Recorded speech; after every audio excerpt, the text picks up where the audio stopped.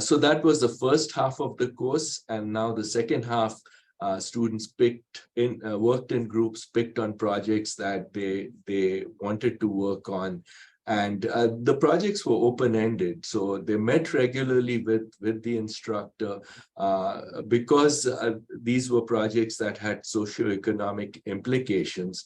We also paired them up with experts in that particular area so that they could interview the experts and talk about what were parameters of interest, or what were significant parameters that, for example, the stakeholders would like solved for the particular problems that they were addressing. So one example was this transportation problem that the students worked on. We have been doing research in this area, but students got the idea here was incident response. So for example, when vehicular accidents happen in the Metro Nashville or the Metro Nashville and surrounding area, the fire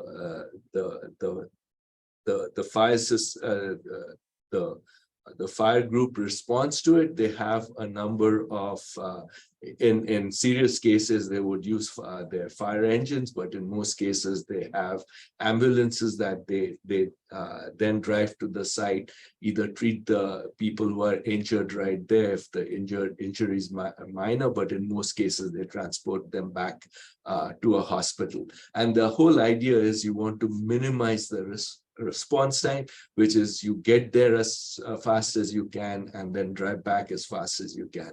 Obviously, to minimize the response time, you have to know the conditions, the current conditions, traffic conditions within the city, because based on that, you can choose the optimal route to the accident site and then back to a hospital. So that's one problem that they solved. Now, we tried to go one step ahead because we had data of all incidents that happened in Nashville over, say, the last couple of years.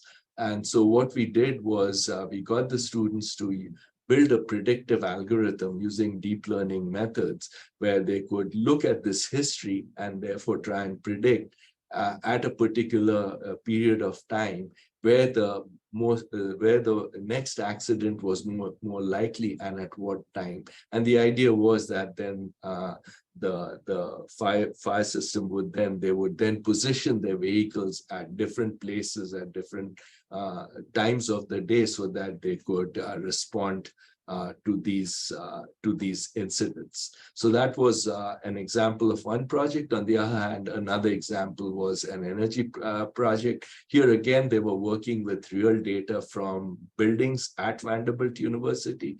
And this group was interested in seeing how the power consumption in a fairly large office building changed over time. This building was unique in the sense that it had certain labs that had very stringent energy requirements. For example, it was a wet lab or a semiconductor lab that had to maintain the climate conditions within the lab within very strict bounds. And so there was a certain amount of energy that was required to do that. So the students were aware of that. And of course, then the building also had classrooms and meeting spaces and offices. So the energy demand of the building changed with time of the day and depending on how many people were in the building at any particular time.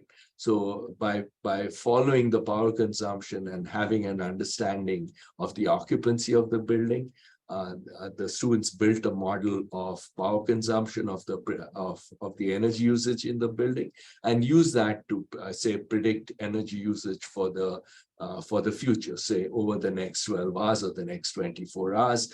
This also took into account environmental conditions.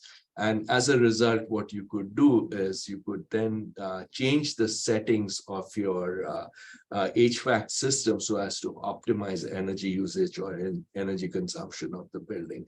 So again, as you can see, these were fairly sophisticated projects, right, that students from different backgrounds were able to successfully work on, but they all also had real world implications, which the students really appreciated. So I hope you found this description interesting. If you have further questions or would like to know more about how we conducted this course, the data science modules we developed, I think they can be applied in other situations and in other courses. You have our contact information on the website, so please feel free to contact us, and we'd be glad to work with you on using these data science modules or even some of the content we developed for the course with you. Thank you very much.